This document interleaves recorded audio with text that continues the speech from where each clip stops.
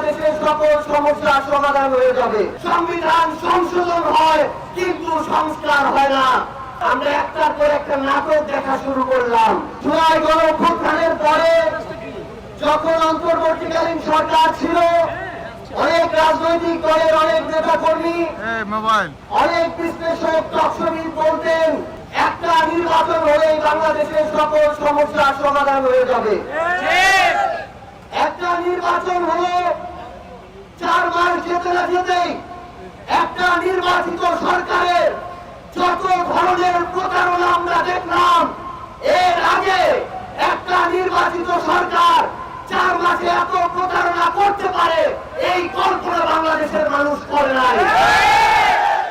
একটা নির্বাচন হতে না হতেই যখন নতুন সংসদ গঠিত হলো, প্রথম দিনই তারা বলল তারা সংবিধান সংস্কার পরিষদের সদস্য হিসেবে গ্রহণ করবে না শপথ, কারণ সংবিধান নাকি সংস্কার করা যায় না।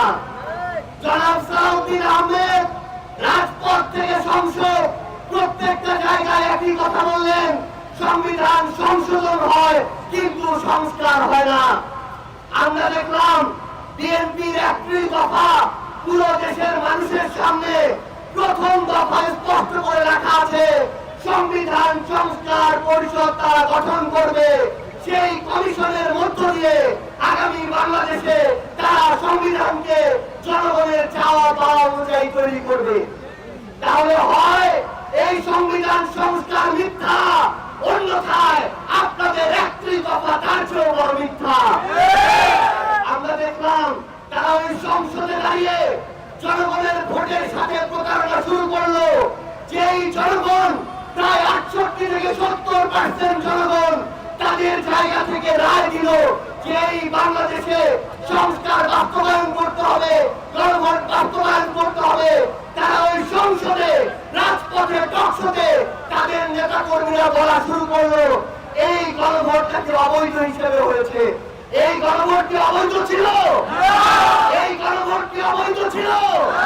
তাহলে যারা গণভোটকে অবৈধ বলে ওই একই কারণে তারাও অবৈধ হিসেবে ওই সংসদে এখন সদস্য হিসেবে কার্যক্রম পরিচালনা করছে।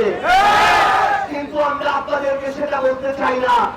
আমরা আপনাদেরকে বৈধ সংসদ সদস্য বলতে চাই, কিন্তু একই সাথে গণভোটকে যেভাবে জনগণ বৈধতা দিয়েছে, ন্যূনতম আপনারা যদি জনগণের সাথে প্রতারণা না করতে চান, তাহলে সেই গণভোটের রায় সংস্কার আপনাদেরকে অবশ্যই বাস্তবায়ন করতে হবে।